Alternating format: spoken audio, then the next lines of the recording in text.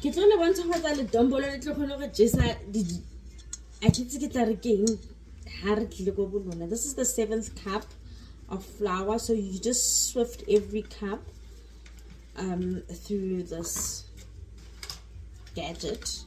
Sift that, and then whatever's left you can just throw away. See, I've got just little bits left in there. I'm just going to toss these aside. Okay, and then Gafa, I've melted about 90 grams of butter. So get before I start to mix in with the flour. Okay, and then while I wait for the butter to cool down, we are going to do 1 spoon, about this much, of sugar. That's it. And then we are going to do 1 sachet of instant yeast. All of it in there.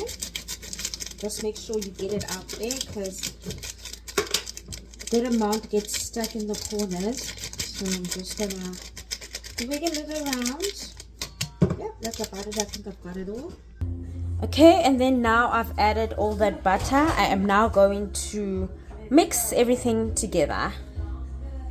Okay, we are now going to add in some water. It's warm water with about 2 teaspoons of salt. And then you just keep mixing, and then the water will just pour it as you go. But you don't pour the whole jug in here. And then you just mix as you go. I'll show you guys in a bit just how it looks at this stage.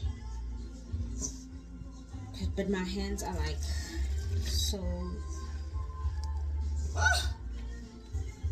it's not really the nicest feeling, but just gotta get in there and just mix in everything. Make sure you get all the flour from the sides as you go.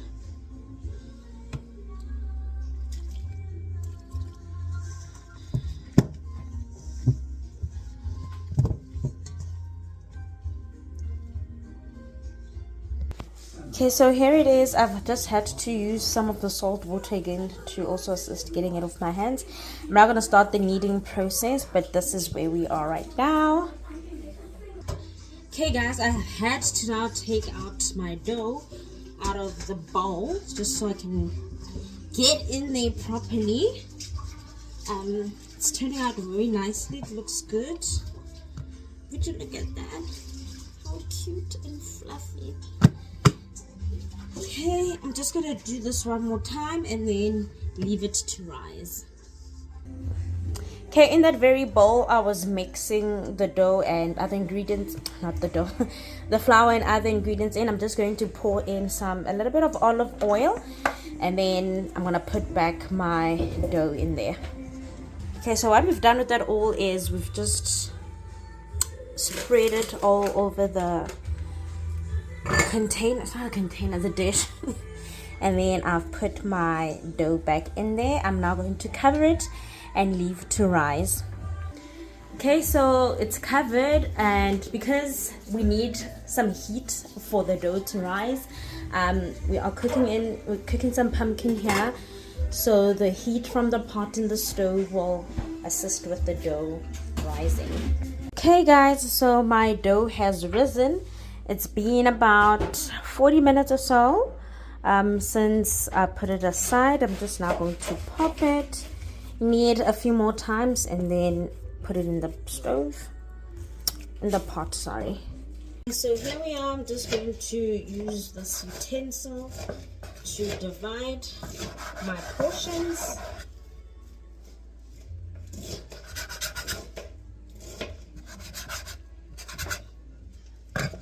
Okay, and then I've got my tins here. I've buttered them on the inside, and each portion. Okay, and then you're just gonna play around with your dough, make it into a nice boliki, and then you can just pinch it at the end there and toss in the tin with the pinched side. Okay, and I'm gonna do the same for the rest. Okay guys, sorry, my bad. The pinched side must just come to the top. I just remembered we want the bottom nice and level, so I'm just going to do this one.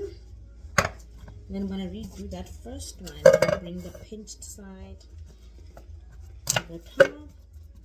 Ooh, no, I ruined my ball. So I've got my 4 containers here with my dough in. So I'm just now going to cover them up again. We also need them to rise in the tins. Okay guys, so our dough has risen. Remember, while this was just put on the side to rise, we were steaming and boiling our hot water in there.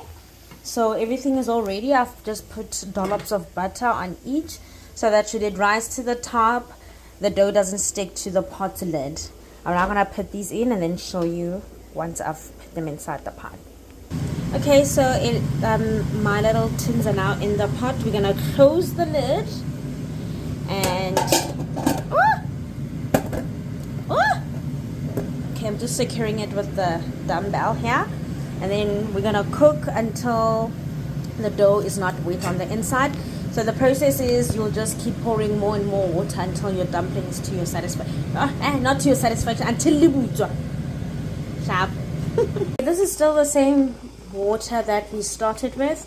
I think my dumplings are ready. We're just going to do the test now. I'm going to put this thing through here. Ow, shit. And take it out. Okay, there's some left over there. I'm just going to do the next one. Okay, fairly clean. Yeah, they're all good, so I'm gonna take them out and then just clean out this pot. Okay, so I've taken my dumplings out of the cans and this is how it looks like. And the reason I wanted the button to come to the top is for this, so that the bottom is nice and flat. I'm going to now start cutting into round pieces like that and serve my lunch. You see here how it's nice and fluffy and not all moist. This is when you know that your dumpling is just perfect. Down. It's so fluffy. I'm serving this with hard body chicken, cabbage, some pumpkin and salsa. Let me go dig in. Bye.